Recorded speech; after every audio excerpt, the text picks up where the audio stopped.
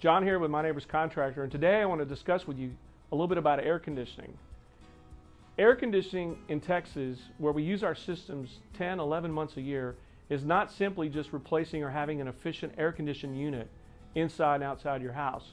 It's a comprehensive plan that many things have to work together in concert to make those scary electric bills go down.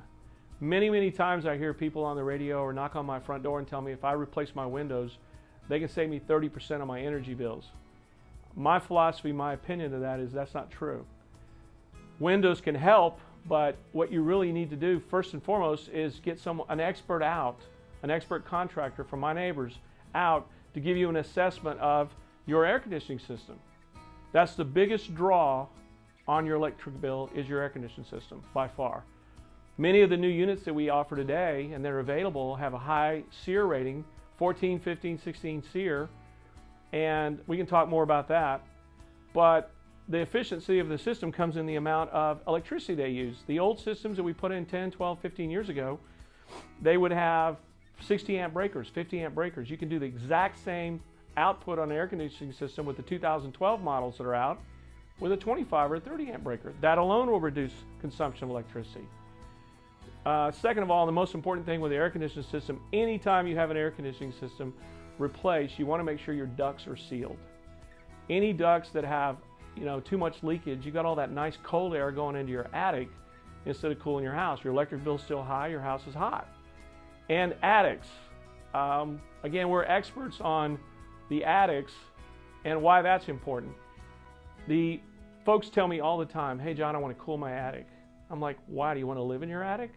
And they laugh at me and they think I'm kind of being a smarty pants. The bottom line is the perfect temperature for your attic should be the ambient temperature outside. If it's 105 degrees outside, you want your attic to be about 105 degrees. Why is that important? People try to seal their attics up and get them really tight and too tight. You basically create a little terrarium in your attic where you've got moisture in there. The ambient temperature of the attic, the ambient temperature of the inside is about the same. Water and moisture is transferring. Water is always there, it just takes a different form.